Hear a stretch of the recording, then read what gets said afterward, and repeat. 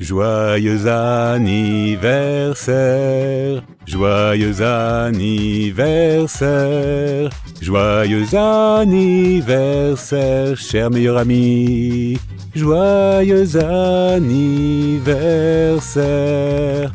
Tu es tellement excité, tous tes amis et ta famille sont là, ta vie d'adulte vient de commencer. Tu as décroché ton diplôme dans plusieurs universités, passé ton permis de conduire pour toutes sortes de véhicules et tu as lu plusieurs milliers de livres. Tu es plein d'énergie et tu n'as que 80 ans. Tu souffles des bougies avec ce chiffre sur ton gâteau d'anniversaire. Tes parents sont ici, ils ont plus de 200 ans. Ton meilleur ami a récemment fêté ses 112 ans et ton petit frère n'a que 75 ans. Et vous avez tous l'air jeunes pour cet âge. Bienvenue dans un monde où l'être humain vit en moyenne 400 ans. Au fil des siècles, les eaux sombres et froides de l'Atlantique Nord ont caché le secret d'une telle longévité. Le requin du Groenland est le vertébré qui a la plus longue espérance de vie de la planète. En 2016, des chercheurs sous-marins ont découvert l'âge du plus vieux requin. Il s'agissait d'une créature massive âgée de 400 ans. Ce requin nageait déjà dans les océans à l'époque des pirates. En 2050, les scientifiques ont découvert un gène inhabituel dans l'ADN du requin, qui contribue à ralentir le vieillissement de l'animal. Les chercheurs ont réussi à combiner ce gène avec de l'ADN humain et la vie de tous les habitants de la planète a radicalement changé. 50 ans plus tard, au début du 22e siècle, tout le monde a eu la possibilité de vivre pendant environ 400 ans. Les 80 premières années de la vie sont considérées comme la jeunesse. Mentalement, tu te développes aussi vite qu'une personne du passé. À l'âge de 80 ans, ces personnes étaient sages, mais déjà vieilles. Dans ton monde, tu es aussi intelligent qu'une personne de 80 ans. Mais ton corps, ton esprit et ta santé sont ceux d'un jeune homme. Jusqu'à ce que tu aies 20 ans, tu grandis comme une personne du passé. Mais après cela, ce processus prend 5 fois plus de temps. Pendant ces 80 années, beaucoup de choses se sont passées. Tu as terminé l'école et obtenu ton diplôme universitaire. Cela t'a pris environ 15 ans. Après cela, tu as achevé une autre formation, et encore une autre. Tu peux obtenir environ 10 diplômes dans différents domaines. Pendant tout ce temps, tu n'as pas besoin de travailler pour gagner de l'argent, car tes études sont payées par l'État.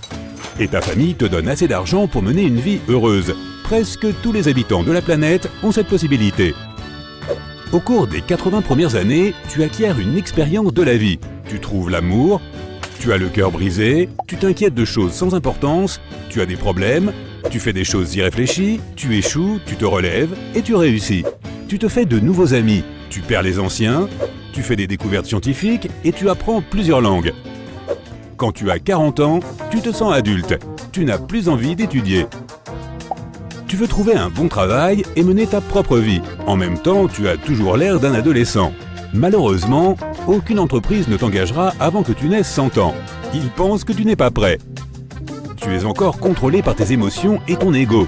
Tu dois passer 60 ans de plus à acquérir plus d'expérience de la vie. Si tu n'as pas envie de faire trop d'études, tu peux voyager dans le monde entier et découvrir les cultures de différents pays. À l'âge de 100 ans, tu dois faire face à de nombreux conflits et problèmes, mais cela t'aide à surmonter la vanité, l'arrogance, la cupidité, l'égoïsme et d'autres vices humains. Et ce n'est qu'après avoir fait cela que tu commences à acquérir une véritable sagesse. Tu n'oublies pas de garder ton corps en forme. Tu peux obtenir une ceinture noire en judo, karaté et autres arts martiaux. Ou tu peux devenir un professionnel de la boxe et du patinage artistique. Tu entraînes ton corps et de cette façon, tu prolonges encore plus ton espérance de vie. Maintenant, tu as 100 ans. L'âge adulte a commencé. Tu veux non seulement explorer le monde, mais aussi l'améliorer. Tu as déjà décidé dans quel genre d'entreprise tu veux te lancer. Il peut même s'agir de plusieurs projets. Tu pourrais provoquer une révolution dans le domaine du génie génétique, ou inventer un bracelet qui t'aide à échapper à la gravité pour pouvoir voler. Tu peux explorer l'espace et d'autres planètes. Pendant les 100 premières années de ta vie, tu as compris que le but principal de toute personne est de travailler pour le bien de l'humanité. Tu fais des tas de découvertes scientifiques. Plusieurs milliards de personnes en font de même. Certains ont choisi la psychologie, d'autres la biologie. Toi, tu as choisi l'astronomie. Au cours de ta vie, tu peux faire à toi seul plus que ce que 5 générations de personnes ont fait par le passé. Tu gagnes assez d'argent pour mener une vie confortable, tu investis dans des œuvres caritatives, et tu soutiens ta famille. De plus, tu paies des impôts pour que les jeunes générations puissent explorer le monde. Chaque jour, des scientifiques, des médecins, des ingénieurs informatiques et des astronomes créent des choses qui améliorent la vie des gens. Comme cette invention qui enregistre tes rêves et les reproduit sous forme de film. Ou ce taxi qui peut t'emmener sur Mars, dans des villes sous-marines et aériennes, et bien d'autres choses encore. Presque chaque personne garde une trace de l'histoire de sa vie. C'est nécessaire pour se souvenir de qui elle était, de qui elle est devenue et de qui étaient ses ancêtres. Tu enregistres les connaissances que tu as acquises, tes réussites et tes échecs. La génération suivante gardera également une trace. La science se développe à une vitesse incroyable. Une sorte de machine à remonter le temps a été inventée. Elle ne peut pas t'emmener dans le passé, mais elle peut te montrer les événements qui t'intéressent. Les gens sont assez sages pour comprendre que voyager dans le passé ou le futur peut créer d'énormes paradoxes. Mais grâce à cette invention, tu peux voir tes ancêtres qui ont vécu au début du 21e, 20e et même 19e siècle. Tu réalises que tes descendants pourront aussi te voir dans 1000 ans. Les gens ont toujours voulu explorer de nouveaux mondes. Ils ont donc commencé à coloniser d'autres planètes. Certaines d'entre elles se trouvent même au-delà de notre système solaire. Au début, les gens dépensaient beaucoup de temps et de ressources à la recherche d'une planète convenable. Cela a pris beaucoup de temps. Ensuite, ils ont dû s'adapter aux conditions de la nouvelle planète. Et cela ne s'est pas toujours bien terminé. Certaines planètes étaient si inhospitalières que les colons ont dû les quitter. De nombreux vaisseaux spatiaux ont dû voler à travers l'immensité de l'espace pendant des années. Et puis, avec un groupe d'autres scientifiques, tu as créé une technologie qui peut transformer l'atmosphère de n'importe quelle planète en celle que nous avons sur Terre. Une planète où il pleut des diamants, une planète où de la lave coule à la surface, une planète où des vents glacés soufflent sans arrêt. Toutes ces planètes peuvent désormais devenir habitables. Dans le passé, les riches achetaient de grandes maisons. Aujourd'hui, ils peuvent acheter une planète. Lorsqu'une personne atteint l'âge de 100 ans, elle cesse de fêter son anniversaire chaque année. Pour une vie aussi longue, cette fête devient trop fréquente et perd de sa valeur. De plus, tu as trop d'amis. S'ils célébraient tous leur anniversaire chaque année, tu devrais acheter des cadeaux et aller à des fêtes presque tous les jours. Donc, tu ne les fêtes que tous les 10 ou 20 ans. Une fois, tu as loué une planète entière avec une gravité zéro et tu as célébré ton 250e anniversaire pendant un mois. La race humaine est à son apogée. Les scientifiques et les médecins améliorent la structure du code génétique humain. Aujourd'hui, les gens peuvent déjà vivre pendant 500 ans. Et à l'avenir, l'espérance de vie moyenne atteindra la barre des 1000 ans. Pendant les 100 dernières années de leur vie, les gens passent leur temps à se détendre, à méditer et à réfléchir au monde. Tu peux continuer à travailler ou tu peux simplement vivre au bord de la mer et regarder le coucher de soleil tous les jours. Tu le mérites après avoir passé les 200 dernières années de ta vie à créer un moteur pour les voyages intergalactiques. Lorsque tu as 300 ans, tu décides de partir en voyage dans l'univers. Tu peux explorer des planètes situées à des milliers d'années-lumière de la Terre. Quelqu'un peut décider de passer le reste de sa vie avec sa famille. Dans le passé, le cœur humain battait environ 3 milliards de fois au cours d'une vie moyenne. Ton cœur a déjà battu plus de 15 milliards de fois.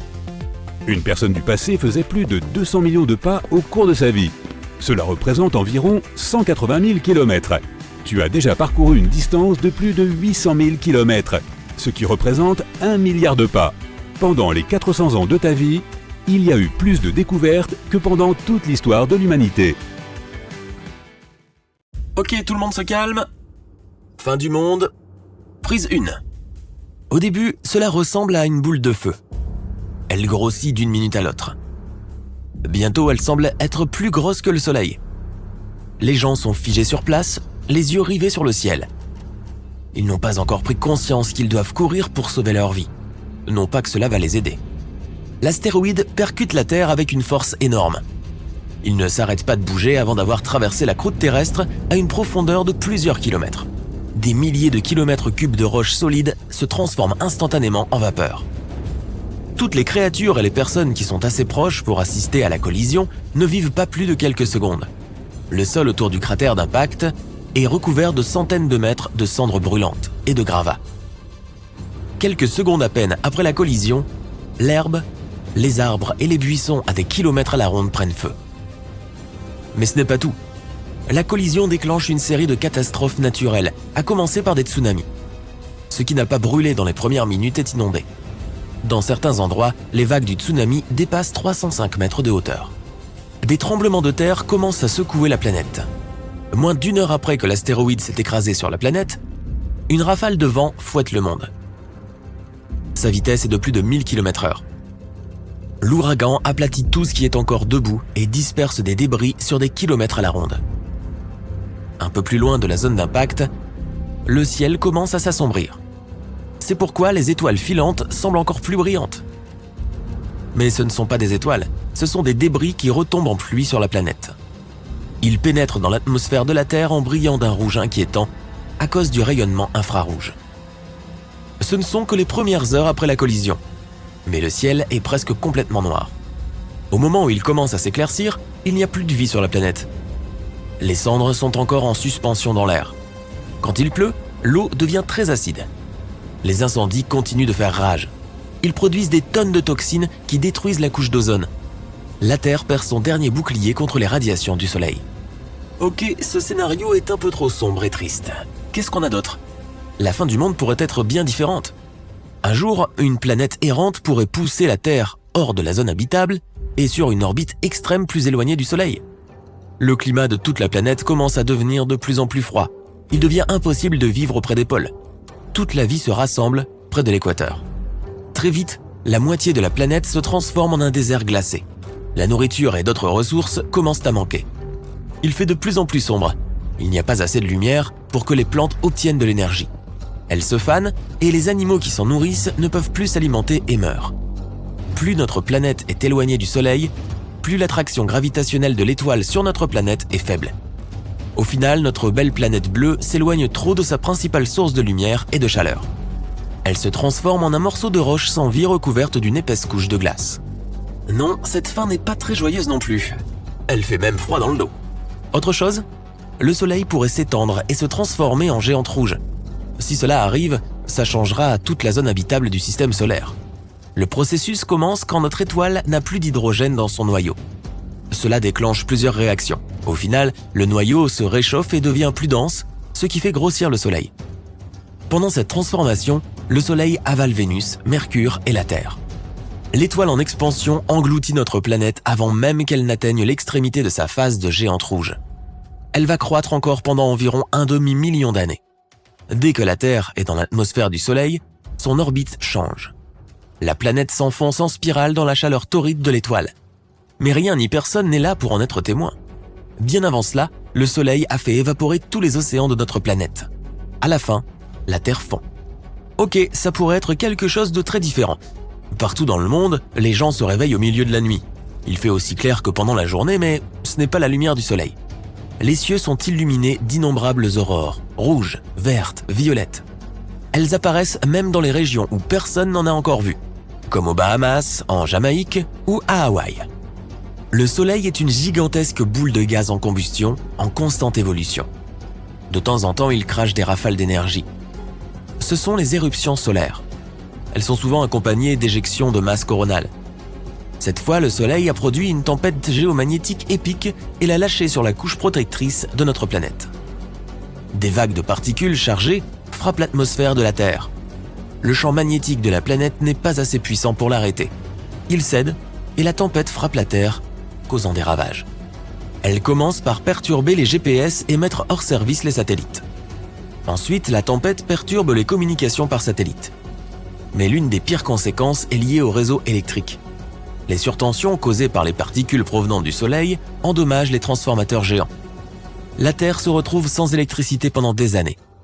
Il n'y a pas de lumière, pas d'ordinateur, pas de téléphone, les systèmes d'approvisionnement en eau sont hors service. Il n'y a pas de nourriture dans les supermarchés, il n'y a pas d'électricité et les gens ne peuvent pas redémarrer les réseaux électriques déjà endommagés. La faune sauvage s'empare de la planète, créant une sorte de monde post-apocalyptique. Comme dans certains films, les singes dominent la planète pendant un moment. Ok, quoi d'autre? Si tu disposais de la vision gamma, tu serais capable de voir des flashs immenses. Ils se produisent tous les jours, éclipsent tout ce qui t'entoure puis disparaissent à nouveau. Ces flashs sont des sursauts gamma. L'un d'entre eux pourrait anéantir l'atmosphère de la Terre. Le flash qui va détruire notre planète est né dans une galaxie lointaine lorsque deux étoiles en effondrement ont fusionné. Il est immensément puissant. Il transporte 10 quadrillions, soit 1 suivi de 16 zéros, fois plus d'énergie que notre Soleil. Lorsque l'explosion se trouve à 1000 années-lumière de la Terre, elle brille déjà autant que le Soleil. L'atmosphère de notre planète essaie de nous protéger lorsque l'explosion s'approche trop près. Mais ce bouclier ne dure pas. Le rayonnement est si puissant qu'il cuit littéralement l'atmosphère. Il crée des oxydes d'azote qui détruisent la couche d'ozone. Sans cette couche, les rayons ultraviolets provenant du Soleil frappent de plein fouet la surface de la Terre. Ils anéantissent le minuscule plancton de l'océan. Or, ce plancton produit entre 50 et 70% de tout l'oxygène de notre planète. Il disparaît donc et bientôt, il y a un grave manque d'oxygène. La vie terrestre disparaît en premier. Ensuite, les créatures commencent à disparaître des mers et des océans. Finalement, la chaleur et les rayons ultraviolets du Soleil transforment la planète en un énorme morceau de roche stérile. Bon, aucun de ces scénarios n'est vraiment réjouissant. Alors gardons la Terre comme elle est, d'accord ?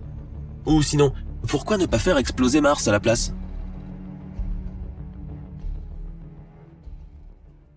Les scientifiques pensaient que les planètes rocheuses de notre système solaire, comme la Terre, Mercure, Mars et Vénus, avaient été créées par l'effondrement gravitationnel très rapide d'un nuage de poussière. Mais dans les années 1960, le programme spatial Apollo les a fait changer d'avis. Après avoir étudié les cratères de la Lune, les astronomes ont découvert qu'ils étaient apparus il y a environ 4,5 milliards d'années. Ces cratères ont été créés par de multiples impacts d'objets spatiaux. Après ça, le nombre de collisions a miraculeusement diminué. Suite à cette observation, la théorie de l'accrétion est redevenue populaire. L'idée principale de cette théorie était que les planètes se développent progressivement, étape par étape. Le processus est le suivant. La poussière cosmique s'agglomère d'abord. Avec le temps, ces petits morceaux se transforment en gravier. Le gravier forme de petites boules, puis de grosses boules, puis de minuscules planètes, également appelées planétésimaux. Enfin, cette poussière finit par atteindre la taille de la Lune. Au fur et à mesure que les planétésimaux grossissent, leur nombre diminue. Par conséquent, le nombre de collisions entre les planétésimaux diminue également.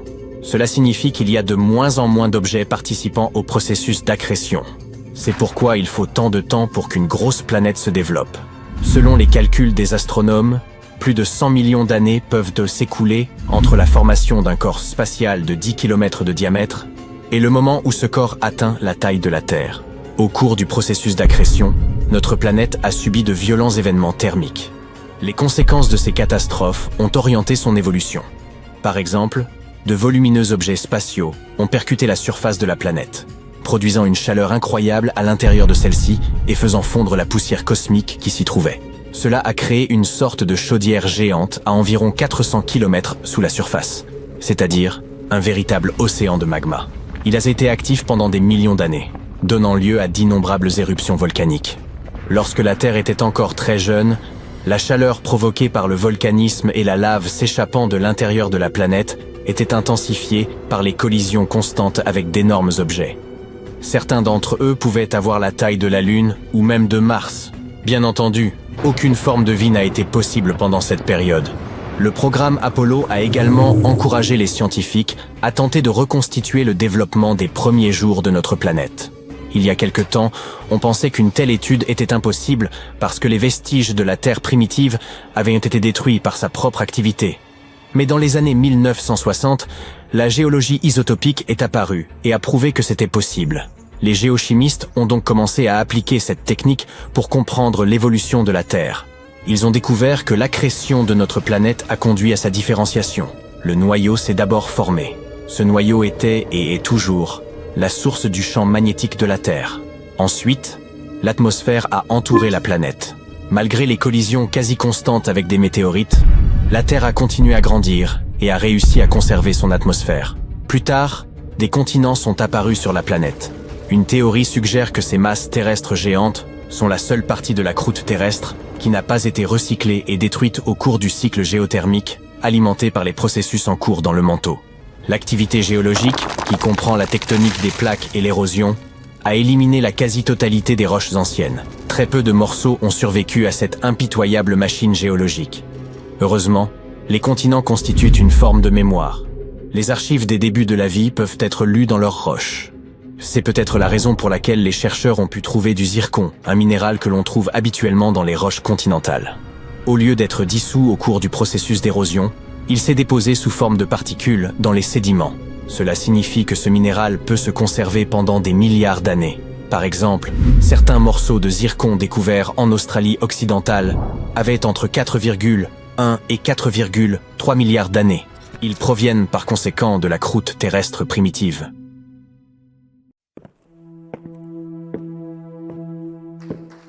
Prêt à tester tes connaissances? Naturellement. Tu obtiendras 1 point pour chaque bonne réponse. N'attendons plus. Le soleil est jaune. Penses-tu que c'est un mythe? Si tu demandes à quelqu'un de te dessiner le soleil, il y a de fortes chances que tu obtiennes un cercle jaune ou orange dans le ciel. Mais surprise, le soleil n'est pas vraiment jaune. Si tu pouvais le voir depuis un point situé hors de l'atmosphère terrestre, il serait blanc. Comment cela se fait-il? Selon la NASA, c'est à cause de sa température que le soleil est blanc. Il est composé de toutes les couleurs mélangées. C'est donc ainsi qu'il devrait nous apparaître. Alors pourquoi le voyons-nous jaune ou orange depuis la Terre, d'après toi? Les longueurs d'onde jaunes et oranges, qui sont plus longues que les autres, sont les seules qui nous parviennent de si loin. Les autres couleurs, à courte longueur d'onde, s'éparpillent dans l'atmosphère. Et c'est pour la même raison que le ciel nous apparaît bleu pendant la journée. Les météorites sont aussi brûlantes que le feu lorsqu'elles atterrissent sur Terre. Qu'en penses-tu, mythe ou réalité? Lorsque les gens voient une boule de feu autour d'une météorite, ils disent qu'elle est super chaude, mais c'est un mythe. Les météorites n'atterrissent pas immédiatement sur Terre. La plupart d'entre elles sont dans l'espace depuis des milliards d'années. Et l'espace est un environnement froid. Un froid de quelques degrés au-dessus du zéro absolu. Mais les météorites ne tombent-elles pas sur Terre en brûlant? Comment cela se fait-il? Ce qui est en feu, c'est en réalité l'air qui se trouve devant la météorite. Il est comprimé par la vitesse super élevée de la météorite. Sa surface est donc effectivement en feu, mais cette couche superficielle s'éteint au moment de l'impact sur Terre. Comme tu l'auras probablement deviné, lorsqu'elles atterrissent, les météorites sont tout au plus tièdes, et non pas chaudes comme de la lave. L'une des faces de la Lune est constamment dans l'obscurité. Penses-tu qu'il s'agisse d'un mythe ou d'un fait réel? C'est un mythe. Non mais, d'abord le Soleil et maintenant la Lune? Vivons-nous donc tous dans le mensonge? Alors voilà, les gens regardent le ciel et ne voient que le côté éclairé de la Lune. Mais la réalité, c'est que le Soleil brille de manière égale sur tous les côtés de notre satellite qui tourne autour de la Terre. Une moitié de la Lune est dans l'ombre et l'autre moitié reçoit la lumière du Soleil. Ce n'est pas vrai. Tout comme sur notre planète, il n'y a pas de côté sombre permanent sur la Lune. La logique est simple, la Lune tourne autour de la Terre et elle tourne sur son propre axe et ce de manière synchrone. Voilà pourquoi on ne la voit toujours que d'un seul côté. Les trous noirs absorbent tout ce qui se présente à eux. Alors, mythe ou réalité? Les trous noirs n'ont pas une masse et une force gravitationnelle infinie. Mais malgré tout, personne ne sait vraiment avec certitude ce qui arrive aux objets qu'ils attirent. Les experts savent cependant que les trous noirs ne sont pas dotés d'une supergravité. Imaginons ceci. S'il y avait un trou noir à la place de notre Soleil, il n'absorberait pas forcément tout de suite notre planète. Représente-toi les trous noirs comme des aspirateurs. Il attire la poussière qui se trouve à proximité de leur rayon d'action. Mais la poussière hors de ce rayon n'est pas affectée. Donc même si un jour un trou noir venait à remplacer le Soleil, les planètes continueraient d'orbiter comme elles le font depuis des temps immémoriaux. Elles ne plongeraient pas forcément dans le trou noir. Mais si une étoile par exemple entrait dans le rayon d'action du trou noir, alors là oui, sa gravité aurait des conséquences. Lorsque tu appelles quelqu'un au téléphone, le signal est envoyé par un satellite. Est-ce un mythe ou une réalité? C'est un mythe. Ou plutôt une légende urbaine, ou une idée fausse, comme tu préfères. Il existe bien sûr des téléphones satellites, mais nous, les gens ordinaires, ne les utilisons pas tous les jours. Ton téléphone portable fonctionne de façon très différente. Lorsque tu appelles quelqu'un, l'antenne la plus proche te connecte à ton interlocuteur. Il y a tout un système de connexion entre les antennes. Le réseau est immense, ainsi que des câbles qui, eux, ne sont pas visibles. La Lune n'a pas d'apesanteur. Qu'en penses-tu? Mythe ou réalité? C'est une légende urbaine. Demande à n'importe quel astronaute. Si tu n'en connais pas, fais-moi confiance. Il existe des images prouvant que la Lune est dotée d'une pesanteur. Mais quand je dis ça, je ne veux pas dire que c'est comme sur Terre, où la pesanteur fait tomber des pommes sur la tête des savants. La pesanteur de la Lune correspond seulement à environ 1/6 de celle de la Terre. Quelle sensation cela fait-il de marcher sur la surface de la Lune? Le deuxième homme qui y a posé le pied, Buzz Aldrin, a dit que c'était comme se déplacer au ralenti et peut-être un peu comme sur un trampoline, mais sans les ressorts et l'instabilité. Le coucher de soleil sur Mars est bleu. Penses-tu qu'il s'agisse d'un mythe ou d'une réalité? C'est un fait. De magnifiques couchers de soleil, le ciel rempli de différentes nuances de jaune. Imagine maintenant la même chose, mais en bleu. Selon la NASA, les couchers de soleil sur Mars seraient bleus, vus à l'œil nu. La raison de cela, c'est la poussière. Les particules de poussière qui sont plus proches du soleil apparaissent dans des tons bleus.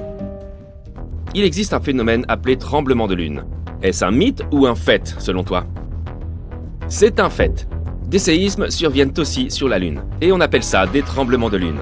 Ils ont toutefois des caractéristiques différentes, pas vraiment similaires aux tremblements de terre que nous connaissons. Il existe une planète assez chaude pour faire s'évaporer les roches. Alors, une idée? Est-ce un mythe ou un fait? C'est un fait. La température dans cet univers peut effectivement atteindre des niveaux très élevés, et il existe une planète dont la température est suffisamment haute pour faire fondre et même s'évaporer les roches. Elle est 2 fois plus grande que la Terre. Cette super-Terre est similaire à notre planète, mais elle est beaucoup trop chaude. Les experts pensent qu'elle possède peut-être des océans de lave, ainsi que des nuages, d'où tombe une pluie de roches fondues. 1 million de terres pourraient tenir à l'intérieur du Soleil. Penses-tu qu'il s'agit d'un mythe ou d'un fait? C'est un fait. Le Soleil est une étoile parmi plus de 100 milliards dans la Voie lactée. Et en effet, elle pourrait contenir 1 million de terres. Eh oui, il a l'air plutôt petit quand on le voit d'ici, mais c'est seulement parce qu'il est très loin de nous. Toutes les comètes ont une queue, mythe ou réalité? C'est vrai, certaines queues de comètes ne sont tout simplement pas visibles. Elles ont l'air d'une boule de neige que quelqu'un aurait jetée dans l'espace. L'espace est complètement silencieux. Qu'en dis-tu? Chut, je sais que c'était trop facile. Il s'agit bien d'une réalité. L'espace n'a pas d'atmosphère. Il est donc impossible d'y entendre le moindre son. Mercure est la planète la plus chaude. Mythe ou réalité? Mercure est la planète la plus proche du Soleil. Alors cela doit être une réalité, non? Eh bien non, pas vraiment. Vénus, qui est la 2e planète en partant du Soleil, est la plus chaude de notre système solaire. La distance par rapport au Soleil n'est pas ce qui définit la température d'une planète. Sa chaleur dépend de l'atmosphère. Ainsi, l'atmosphère de Vénus se compose principalement de dioxyde de carbone et d'un peu d'azote. Cette combinaison rend l'atmosphère très épaisse. Quand je dis épaisse, je veux dire vraiment épaisse. Tout au long de l'année, la surface de Vénus reste à une température d'environ 460 degrés Celsius. À la surface de Mercure, c'est un peu comme dans un désert, mais les variations de température y sont beaucoup plus importantes. Mars possède une gravité plus faible que celle de la Terre. Est-ce que tu penses que c'est vrai? Eh oui, c'est vrai. Par exemple, une personne qui pèse environ 100 kg sur Terre ne pèserait qu'à peu près 38 kg sur Mars. Vénus tourne dans le sens des aiguilles d'une montre. Qu'en penses-tu? C'est un fait. Vénus tourne en sens inverse par rapport à de nombreuses planètes. Le Soleil s'y lève à l'ouest et sa rotation est très lente. Il faut par ailleurs 225 jours terrestres à Vénus pour compléter sa rotation autour du Soleil. La distance d'une planète par rapport au Soleil affecte sa durée de rotation. Vénus est très proche de notre astre et bien sûr il exerce une force d'attraction sur les autres planètes. Les empreintes de pas sur la Lune mettent des millions d'années à s'effacer. Penses-tu qu'il s'agit là? Imagine-toi aux commandes d'un vaisseau spatial filant à travers un nuage d'astéroïdes. Tu en esquives un premier, un second, et soudain, tu écrases l'accélérateur pour te cracher volontairement et à toute allure sur un astéroïde. C'est exactement ce que la NASA se prépare bientôt à faire. La mission débute à la base aérienne militaire de Vandenberg, en Californie, le 24 novembre. Suivons-la étape par étape. Le propulseur d'appoint Falcon 9 est déjà sur la rampe de lancement. Celle-ci est aussi haute qu'un immeuble de 22 étages, ou que 11 girafes, et elle peut envoyer environ 8 tonnes de matériel en orbite. On pourrait donc envoyer un gros éléphant dans l'espace, et lui fournir aussi une bonne réserve de nourriture. Compte à rebours. 3, 2, 1, allumage. Des nuages de fumée se forment et la fusée commence à prendre de l'altitude. 9 moteurs fonctionnent à pleine puissance pour faire accélérer l'appareil. À son pic, celui-ci atteint une vitesse 10 fois supérieure à celle du son. Puis les moteurs de la fusée s'éteignent, le premier étage se désarime pour retourner sur Terre. Quelques secondes plus tard, le deuxième étage reçoit son ordre d'allumage. Son unique moteur se met en marche et la fusée s'élève encore plus haut vers son orbite. La capsule de transport s'ouvre alors et libère l'engin spatial DART. DART, fléchette en français, est l'acronyme anglais qui désigne la mission consistant à tester la déviation d'un astéroïde double. Une fois libéré, le vaisseau déploie ses 2 grands panneaux solaires. Ils lui permettront de convertir l'énergie solaire en électricité pour alimenter son moteur ionique révolutionnaire. Les moteurs conventionnels créent l'accélération en brûlant des tonnes de carburant qu'ils éjectent vers l'extérieur. La fusée expulse principalement par elle-même les gaz émis. Le moteur ionique ne consommera pas de carburant. Il utilisera un champ électrique puissant pour accélérer le gaz ionisé. Comme pour les fusées classiques, ce gaz sera expulsé et créera ainsi la poussée nécessaire. Bien que le moteur ionique produise une accélération plus faible, il peut amener l'engin spatial à atteindre des vitesses plus élevées. Les moteurs de fusée ordinaires sont très performants en déplacement. En enfonçant l'accélérateur, on brûle de grandes quantités de carburant, alors que le moteur ionique, lui, accélère lentement. Mais quand une fusée classique devra s'arrêter pour faire le plein, l'engin spatial ionique la dépassera à une vitesse folle. L'engin spatial DART commence donc son voyage d'1 an. En comparaison, un vol vers Mars prendrait environ 7 mois. Après un bond dans le temps d'1 année, voilà, nous sommes arrivés. Voici l'astéroïde Didymos. Le point le plus éloigné de son orbite se trouve à 2 unités astronomiques de notre étoile, ce qui équivaut à 2 distances Terre-Soleil. À cet endroit, le Soleil commence à exercer sur lui une force qui le tire en arrière. Puis, l'astéroïde s'avance vers l'étoile à son point le plus proche, soit un trajet Terre-Soleil. Son orbite est alors très comparable à celle de notre planète. Didymos s'est approché au plus près de la Terre à une distance d'environ 7,8 millions de kilomètres, ce qui correspond à 20 fois la distance Terre-Lune. Avec un tel écart, il faut 770 jours pour effectuer une révolution autour du Soleil. Didymos n'est donc pas encore considéré comme un astéroïde dangereux, mais avec le temps, il va se rapprocher de plus en plus de notre planète. Et les conséquences d'une collision pourraient être catastrophiques étant donné sa taille. Il est plus grand que 2 Empire State Building. Il effectue un tour complet sur lui-même en 2 heures et 15 minutes. Il accumule donc une énorme quantité d'énergie. Et en plus, il a un compagnon, un autre astéroïde. Celui-ci forme un petit caillou de 160 mètres de large, ce qui correspond à 12 bus ou encore 10 wagons de train. Sa période orbitale, c'est-à-dire le temps qu'il met pour effectuer un tour complet de Didymos, est d'environ 11,9 heures. La NASA pense que les astéroïdes d'une largeur maximale de 25 mètres ont de grandes chances de se consumer complètement en pénétrant dans notre atmosphère en raison de la friction intense subie au contact de l'air. Ils ne sont donc pas dangereux. Les astéroïdes dont la taille est comprise entre 25 et 800 mètres, en revanche, ne se consumeront pas entièrement et pourraient causer de graves dommages. Les astéroïdes d'une taille supérieure à 800 mètres pourraient rayer de la carte de grandes métropoles, voire même des États entiers. En ce sens, nous pouvons considérer Didymos comme potentiellement dangereux. Nous allons donc tester sur lui une méthode de défense, l'impact cinétique. C'est pour cette raison que nous avons envoyé DART à sa rencontre. Notre engin spatial va donc bien heurter un astéroïde. Seulement, on ne vise pas son corps principal, mais le petit caillou qui l'accompagne. DART se déplace déjà vers lui à environ 6,6 km par seconde. À cette vitesse, un voyage de New York à Washington prendrait moins d'1 minute. Un trajet d'une côte à l'autre des États-Unis, environ 10 minutes. DART se rapproche, 3 secondes avant l'impact. 2, 1, boum! L'engin spatial s'écrase sur l'astéroïde à toute vitesse. Quelles sont tes prédictions? Le rocher spatial explose, réduit en pièces, ou bien il ricoche sur le corps principal qui se retrouve alors projeté dans l'espace comme une boule de billard? Eh bien, les scientifiques prédisent que cette collision réduira la vitesse de ce petit caillou d'une fraction infime et pourtant suffisante pour réduire sa période orbitale de quelques minutes. Nos télescopes terrestres pourront alors étudier plus en détail les effets de cette collision. Et pour en apprendre encore plus, nous enverrons un autre vaisseau sur Didymos pour une mission parallèle. Il s'agit de la mission Hera, dont le lancement est prévu pour 2024 pour une arrivée sur Didymos vers 2027. Cet engin spatial transportera divers équipements et matériaux de recherche afin d'évaluer les dommages causés par la collision avec DART. À son arrivée, Hera prendra de nombreuses photos du petit astéroïde et devrait y inclure un cratère d'impact récent. Hera transportera aussi 2 CubeSats, des nanosondes plus petites qu'une boîte à chaussures. Ces mini-satellites seront lancés vers l'astéroïde pour permettre une manœuvre de proximité. Les sondes étudieront alors ce petit corps céleste durant 3 à 6 mois. À la fin de la mission, l'une d'entre elles tentera d'atterrir à la surface de l'astéroïde pour en apprendre encore davantage sur sa composition et sa structure interne.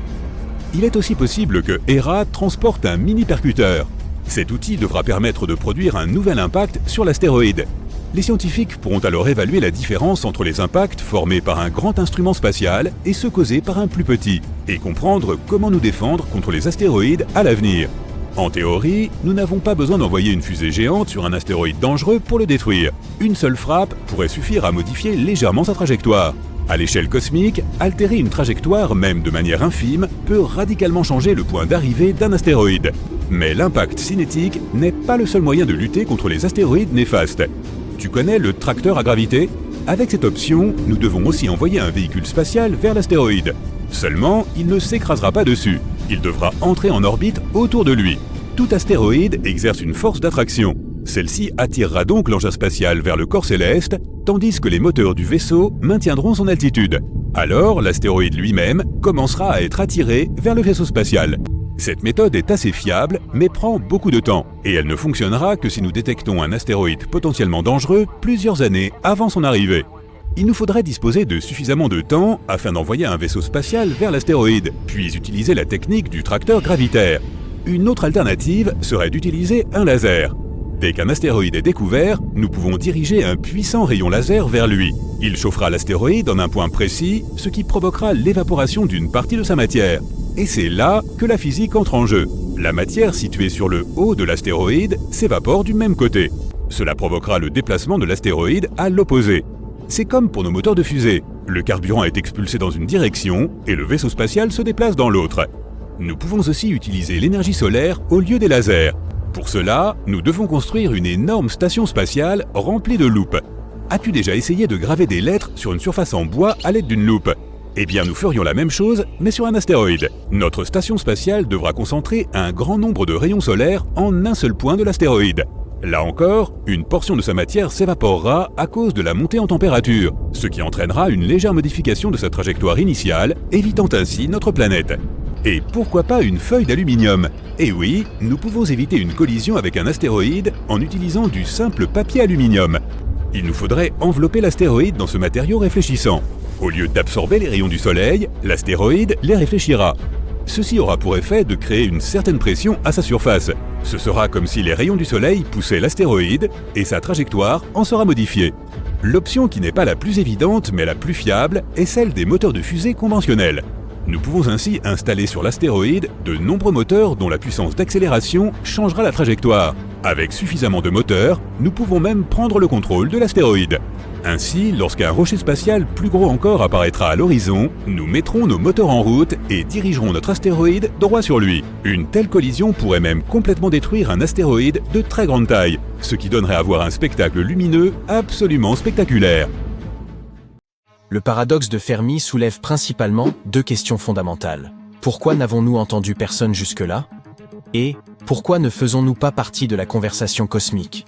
L'une des explications possibles à notre isolement au sein de l'immensité de l'univers repose sur le concept du grand filtre. Introduit dans les années 90 par Robin Hanson, cette idée postule l'existence d'un obstacle majeur qui pourrait empêcher la diffusion de la vie à travers le cosmos. Ce grand filtre constitue une sorte de barrière métaphorique que les civilisations devraient franchir pour atteindre le stade avancé souvent imaginé dans les récits de science-fiction. Vous avez peut-être rencontré un concept similaire si vous avez joué à la saga Mass Effect.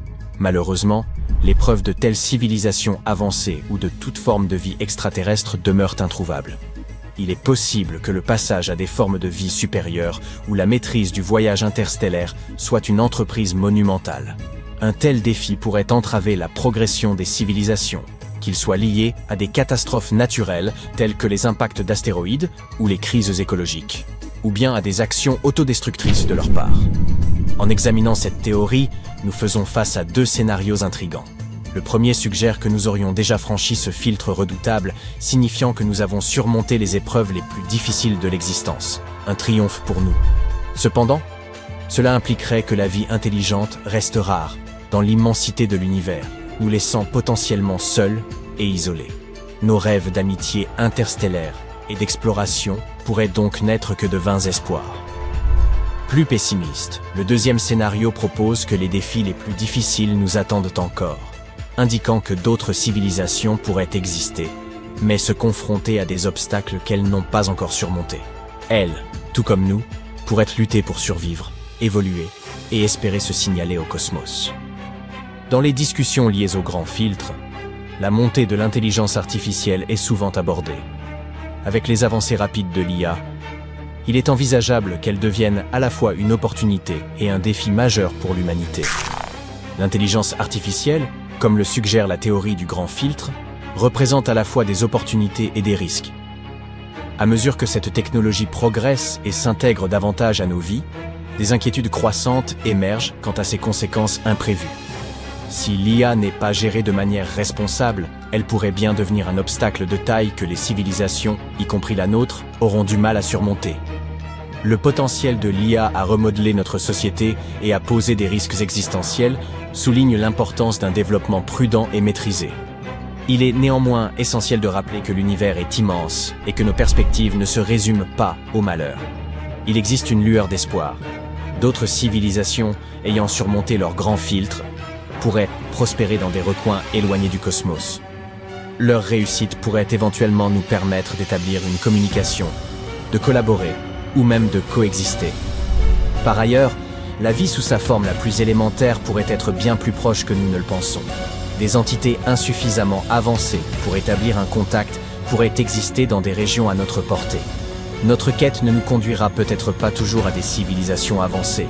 Même la découverte de formes de vie microbiennes serait une avancée révolutionnaire. Au cœur de toutes ces spéculations et théories, une certitude demeure. Notre soif de connaissance reste insatiable. La communauté scientifique ne se lasse pas dans sa mission. Chaque jour, nous repoussons les limites de l'espace, et particulièrement notre système solaire, avec l'espoir de découvrir des preuves de vie. Des découvertes telles que la présence d'eau sur Mars ou des conditions favorables à la vie sur certaines lunes de Jupiter et de Saturne montrent que nous n'avons peut-être pas besoin d'aller bien loin pour trouver des indices de vie.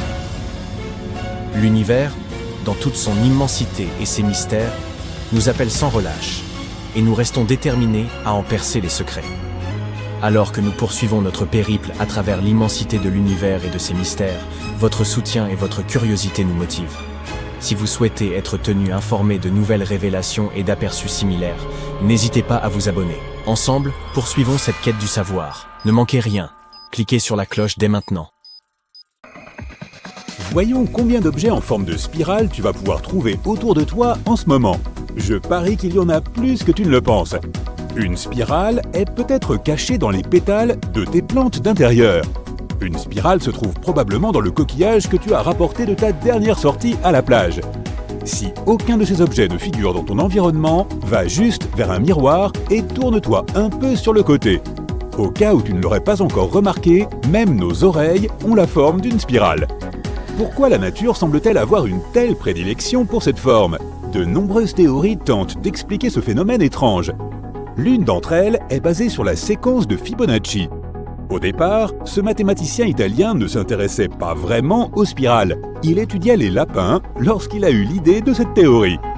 Fibonacci a inventé une séquence pour résoudre un problème de croissance d'une population de lapins. Recréons son expérience. Si on place un couple de lapins dans un espace clos, combien de couples de lapins y trouvera-t-on au bout d'un an ? Pour résoudre ce problème, Fibonacci a posé quelques conditions à son expérimentation théorique. Tous les lapins doivent naître par paire, un mâle et une femelle. De plus, les lapins peuvent commencer à se reproduire après un mois.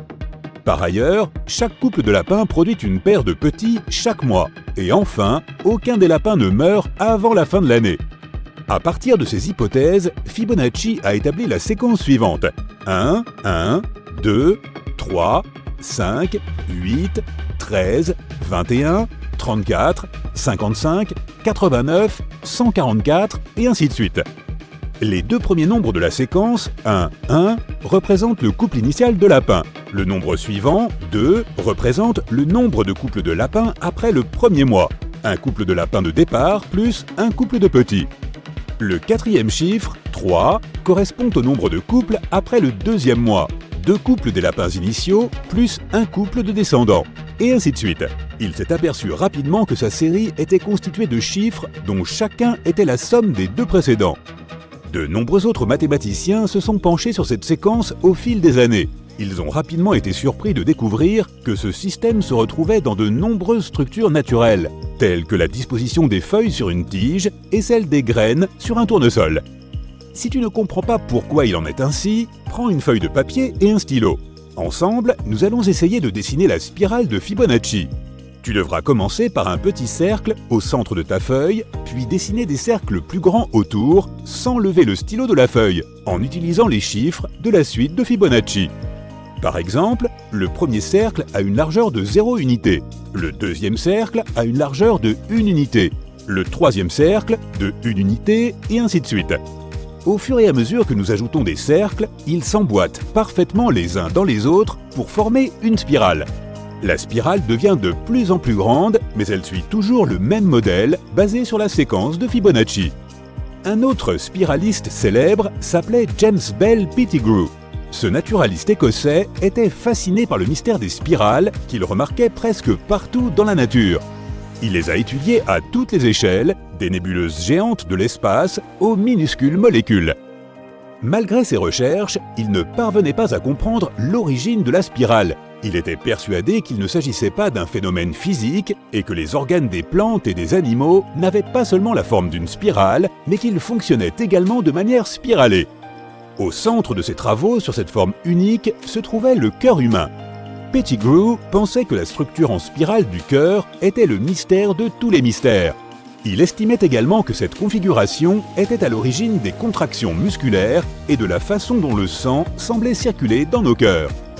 La raison pour laquelle la spirale semble être omniprésente est peut-être très simple, son efficacité. Prenons l'exemple du banal tournesol. Il a trouvé un moyen de présenter ses graines afin de les exposer au soleil de manière uniforme, sans perdre d'espace et sans être limité dans sa croissance. Les escaliers en colimaçon sont également un bon exemple. Ils sont tout simplement plus pratiques. Il est plus facile de les monter et ils prennent moins de place que les escaliers habituels. Nous sommes également plus enclins à remarquer cette forme que d'autres. En effet, une forme en spirale, ou ses proportions, est plus esthétique pour l'œil humain. C'est la raison pour laquelle les architectes d'intérieur, les artistes ou les illustrateurs utilisent souvent ces principes dans leur travail. Le symbole de la spirale est également le plus ancien que l'on trouve sur tous les continents civilisés. Certains historiens sont convaincus que dans l'art asiatique, la spirale pourrait représenter le soleil car elle a été retrouvée sur des tuiles de toit datant de la dynastie Tang, près de l'ancienne ville de Chang'an. Les scientifiques supposent qu'il représente le cycle de la vie, la façon dont nous passons et renaissons d'une manière ou d'une autre. C'est probablement parce que dans certaines civilisations anciennes, les gens croyaient que le soleil naissait chaque jour, s'éteignait chaque nuit et renaissait le matin suivant. Tu as peut-être aussi remarqué que la spirale est un symbole associé à l'hypnose et à l'étourdissement. Il n'existe aucune preuve réelle que l'on puisse hypnotiser quelqu'un en lui faisant fixer une spirale pendant un certain temps. Mais ses effets sur notre capacité à nous concentrer et sur nos nerfs optiques sont évidents. Après avoir fixé une spirale en rotation pendant un certain temps, on remarque que les objets deviennent plus petits ou plus grands en fonction de la direction de la spirale. Il est facile de comprendre pourquoi certains ressentent cette sensation comme hypnotisante. L'une des caractéristiques les plus distinctives de l'ADN est sa forme en spirale. C'est ce qu'on appelle la double hélice. La double hélice se forme lorsque 2 brins d'ADN s'enroulent l'un autour de l'autre, comme une échelle qui se forme en spirale. Cette forme est essentielle pour de nombreuses raisons. Tout d'abord, la forme en spirale permet à l'ADN d'être compact et efficace. La double hélice peut contenir une grande quantité d'informations génétiques dans un minimum d'espace, ce qui permet aux cellules de stocker de vastes quantités de matériel génétique dans un périmètre restreint. Deuxièmement, la forme en spirale permet à l'ADN d'être flexible et de réagir aux changements de notre environnement. Comme la double hélice est composée de 2 brins qui peuvent se déplacer l'un par rapport à l'autre, notre ADN peut changer de forme. Enfin, la forme en spirale de l'ADN lui permet d'interagir avec d'autres molécules dans la cellule. Prenons une vue d'ensemble. Je veux parler de la plus grande d'entre elles, celle des galaxies que l'on trouve dans notre univers. Elles ont également la forme d'une spirale en raison de leur rotation et de la présence de matière noire. Lorsque la galaxie tourne, les étoiles et les nuages de gaz qu'elle contient se déplacent de façon circulaire autour de son centre. Ce mouvement crée une forme de spirale car les étoiles et les nuages de gaz sont attirés vers le centre de tout le système. En outre, la présence de matière noire, qui est un type de substance qui n'interagit pas avec la lumière, crée des forces gravitationnelles qui contribuent à donner à la galaxie la forme d'une spirale. Mais il n'est pas nécessaire de chercher aussi loin pour comprendre l'importance des spirales. Ton tire-bouchon a lui aussi la forme d'une spirale, car il te permet d'ouvrir plus facilement la bouteille de vin. La vis que tu as plantée dans le mur pour accrocher un tableau est également en forme de spirale. Celle-ci lui confère une adhérence et une stabilité accrue. Tu as un carnet de notes sur ton bureau ? Ces pages sont peut-être maintenues ensemble par un fil métallique spiralé. Cela permet de feuilleter plus facilement le carnet sans en abîmer les pages. Même les cheveux peuvent avoir une forme bouclée. Plus ils sont bouclés, plus ils sont secs. Cela signifie que le sébum du cuir chevelu se dépose plus lentement sur la mèche, ce qui facilite l'entretien et le nettoyage. Si tout cela t'a un peu tourné la tête, repose-toi. Il y a 84 millions d'années. De nombreux mammifères modernes, ainsi que des oiseaux, des groupes d'insectes et même les premières plantes à fleurs existent déjà. Les dinosaures sont encore là aussi. Il leur reste environ 20 millions d'années avant l'astéroïde. Le T-Rex, un chasseur intrépide, devient le roi des dinosaures. Et la Terre s'est inclinée de 12 degrés. Imagine notre planète comme une truffe au chocolat. L'enveloppe est dure, le centre est visqueux, avec une matière semi-solide. Sa couche supérieure, la croûte, est constituée de plaques tectoniques qui sont comme des puzzles. Les continents et les océans reposent sur ces plaques. Il y a 84 millions d'années, le manteau et la croûte ont commencé à tourner autour du noyau externe de notre planète, puis sont revenus en arrière. Si tu avais pu voir cela depuis l'espace, on aurait dit que la planète entière s'était renversée d'un côté. Aujourd'hui, cela aurait déplacé la ville de New York, là où se trouve la Floride. Disons que notre planète est comme une toupie. Elle tourne parfaitement si le poids sur la toupie est uniformément réparti. Mais si tu déplaces une partie du poids vers un côté, elle s'incline. Cela peut être dû au déplacement des plaques tectoniques et au fait que l'une d'entre elles s'enfonce sous une autre. Nous pourrions être en train de boire de l'eau plus ancienne que notre système solaire. Certains scientifiques pensent que l'eau que nous avons sur Terre pourrait provenir de grains de glace qui flottaient dans une sorte de nuage spatial il y a plus de 4,5 milliards d'années. Les lacs ne sont pas toujours paisibles et relaxants. Ils peuvent aussi exploser. Cela se produit lorsqu'il y a des gaz volcaniques sous la surface qui peuvent éclater, remonter à la surface et causer de gros dégâts. La rotation de la Terre ralentit avec le temps. Chaque année, la Lune reçoit un peu d'énergie de notre planète et s'en éloigne lentement. Ces deux phénomènes allongent nos journées, mais très lentement, environ 1,4 millisecondes tous les 100 ans. Cela signifie que lorsque les dinosaures existaient, la journée durait 23 heures. Notre planète était autrefois violette. Selon une théorie, les anciens microbes ne comptaient pas sur la chlorophylle pour absorber le soleil, mais sur d'autres molécules. Elles absorbaient la lumière verte et renvoyaient une jolie couleur violette. Chaque fois que tu te baignes dans l'océan, souviens-toi que tu nages au-dessus de plus de 700 000 milliards de dollars en or. Non, pas au fond de l'océan en attendant que quelqu'un le sorte, mais dans de minuscules particules dispersées partout dans l'eau. L'endroit le plus profond de notre planète est la fosse des Mariannes, un endroit situé dans l'océan Pacifique, sous la surface de la mer. Mais l'endroit le plus profond qui n'est pas recouvert par l'océan se trouve en Antarctique. Techniquement, il est caché sous d'épaisses et profondes couches de glace. C'est à plus de 2500 mètres sous le niveau de la mer. Chaque jour, 60 tonnes de poussière tombent de l'espace sur notre planète. Il est probable que tu inhales une bonne quantité de cette poussière cosmique en allant simplement au travail. Il s'agit de poussière, de petites particules provenant de comètes, de météorites et de certains autres corps spatiaux. Dallol, en Éthiopie, est l'endroit habité le plus chaud de notre planète. Entre 1960 et 1966, la température était de 41 degrés Celsius et même en hiver, la température monte à 37 degrés Celsius en moyenne. 8 minutes et 20 secondes, c'est le temps que met la lumière du Soleil pour aller du Soleil jusqu'à notre planète. C'est encore peu comparé au temps nécessaire à la lumière pour atteindre Pluton, 5h30.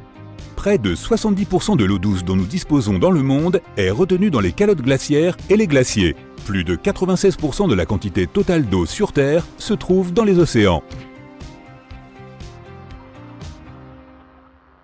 La Terre est comme une sorte de gros aimant. Son noyau interne est une sphère constituée de fer solide entourée de fer liquide. Toutes ces variations et ces changements de densité et de température créent une sorte de force qui fait que le fer produit des courants électriques. Ces courants sont alignés par la rotation de la planète et ensemble, ils créent un champ magnétique. Il y a beaucoup d'étoiles dans la Voie lactée, 100 milliards, mais beaucoup plus d'arbres sur notre seule planète, environ 3000 milliards. Tu peux dire quel est l'âge de l'arbre que tu regardes grâce à ces cercles. Ils peuvent également te renseigner sur les conditions d'une année spécifique. Lorsque ces anneaux sont fins, cela signifie qu'il y a eu une sécheresse, tandis que les anneaux épais indiquent qu'il s'agissait d'une période pluvieuse. La Terre est une planète magique où même les pierres peuvent marcher. Du moins certaines d'entre elles dans la vallée de la mort en Californie. Elles laissent des traces pour que tu puisses suivre le chemin qu'elles ont parcouru. Certains des plus gros rochers ont laissé derrière eux des traces qui pouvaient atteindre 460 mètres de long. Les rochers dont le bas est lisse se déplacent librement, tandis que ceux dont la surface est rugueuse ont tendance à laisser des traces droites. Le monde qui nous entoure est constitué d'atomes, et il semble être solide. Mais 99,99% d'entre eux sont juste de l'espace vide. Un atome n'est qu'un noyau très petit et un nuage d'électrons qui l'entoure. Ces électrons sont des particules, mais ils agissent comme des vagues. Ils ne sont pas concentrés en un seul point, mais répartis sur une gamme de probabilités et occupent beaucoup d'espace. En supprimant l'espace vide de nos atomes, tous les humains pourraient tenir dans un espace très réduit, comme le volume d'un morceau de sucre. L'Australie se déplace lentement vers le nord, de 7 cm par an, à cause des mouvements tectoniques. L'Australie se trouve au sommet de plaques tectoniques continentales qui se déplacent plus rapidement que les autres. Il faudrait 400 000 lunes pour atteindre le niveau de luminosité du Soleil. Cela semble beaucoup à première vue, mais la Lune ne fait que refléter la lumière provenant du Soleil. Elle ne produit pas la sienne. Et même cela ne suffit pas. Sa luminosité dépend de l'angle exact entre le Soleil, la Lune et la Terre. La planète sur laquelle nous vivons avait autrefois 2 lunes. Ou du moins, certains scientifiques le pensent. Ils croient que le côté de la Lune qui fait face à la Terre est relativement plat et bas, tandis que l'autre côté est beaucoup plus épais et a plus de croûte. La théorie dit qu'il y avait autrefois une deuxième Lune qui entrait en collision avec ce côté plus épais. Certains pensent qu'il y a toujours une deuxième Lune. Il pourrait s'agir non pas d'un corps spatial géant que nous pouvons clairement voir dans le ciel, mais d'une sorte de petit astéroïde attiré dans l'orbite de la Terre. L'air n'est pas composé principalement d'oxygène, il est composé à 78% d'azote. Si tu veux voir des rochers très escarpés, va au Canada, au parc national Ahuhuituk. Il possède le plus grand dénivelé du Canada, la falaise la plus haute et la plus abrupte, avec 105 degrés de surplomb et 1220 mètres de roche. Une équipe de 4 hommes américains a finalement réussi à atteindre le sommet en 1985, bien qu'il y ait eu 30 tentatives pour cela auparavant. Il leur a fallu 33 jours pour y parvenir. Le Pacifique, l'Atlantique, l'Indien et l'Arctique sont les 4 océans du monde. Le 5e correspond à l'océan austral. Il n'est pas défini par les continents qui l'entourent, mais par son courant antarctique qui va d'ouest en est. Les recherches montrent que le courant a été créé il y a plus de 30 millions d'années, lorsque l'Amérique du Sud et l'Antarctique s'étaient séparés. Cela a permis à l'eau de circuler au fond de l'océan sans aucune barrière. La fonte des glaciers et des nappes glaciaires signifie qu'il y a plus d'eau dans les océans. Cela ajoute le poids supplémentaire de tout ce liquide qui fait pression sur le fond de la mer, ce qui le fait couler. La surface de la Terre semble solide et relativement permanente, mais tous les 500 millions d'années, elle subit un processus de régénération. Les plaques tectoniques s'entrechoquent, la croûte continentale crée une pression sur la croûte océanique et cette pression active les volcans. Au fil du temps, tout cela a pour effet de régénérer et de remplacer une grande partie de la surface de la Terre. Tout comme notre corps régénère les cellules de notre peau, en remplaçant les anciennes par les nouvelles. De toutes les planètes du système solaire, la Terre est la seule dont la croûte externe s'est brisée en d'énormes surfaces appelées plaques tectoniques. Il s'agit d'un processus important qui a permis la formation de fosses océaniques et de montagnes et qui contribue également à la protection de la Terre. Lorsque les plantes microscopiques qui vivent dans l'océan disparaissent, elles tombent au fond de l'océan. Les restes retournent à l'intérieur de notre planète et sont recyclés et finissent par se retrouver dans l'atmosphère, nous protégeant ainsi de la chaleur excessive pouvant nous transformer en Vénus, la planète la plus chaude de notre système solaire.